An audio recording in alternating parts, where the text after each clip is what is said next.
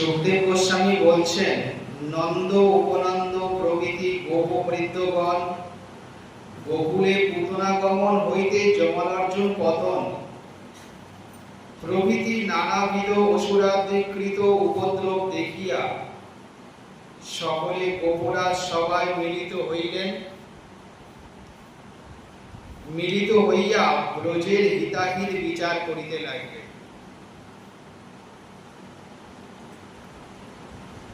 এই নন্দ উপনন্দ বৃষভানু উপবৃষভানু এসব কিন্তু বিচার করা হয় কার কত গরু আছে বিচার করে, কার কত গরু আছে সেই বিচার করে এই নন্দ উপাধিগুলো পায়।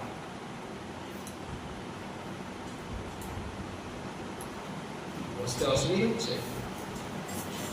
এদিকে চাপো না, এদিকে চাপো।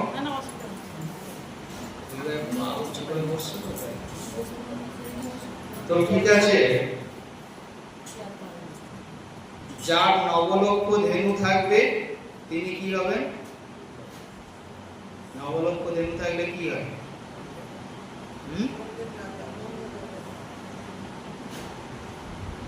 কৃষ্ণের বাবার কত লক্ষ ধেনু?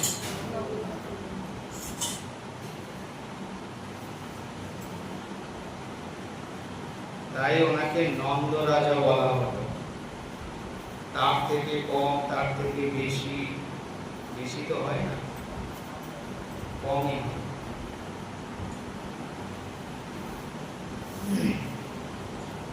তো তত্রোপানন্দ নামাহ গোহ জ্ঞান বয়োধিক দেশ কালার্থ তত্ত্ব প্রিয় কৃত রাম কৃষ্ণায়। তাহাদের মধ্যে উপনন্দ নামক জ্ঞান বৃদ্ধ ও বয়োবৃদ্ধ দেশ কাল পাত্রাদি বিচার নিপুণ। তিনি দেশ কাল পাত্র বিচারে নিপুণ এবং রাম কৃষ্ণের হিতকারী গো সর্বসমক্ষে তিনি বলছেন, উদ্ধাত বেমিতস্মা ভীর গোকুলস্য হিতৈষীভি অয়ন্তত্র মহোৎপাতা বালানাং নাশ হেতঃ।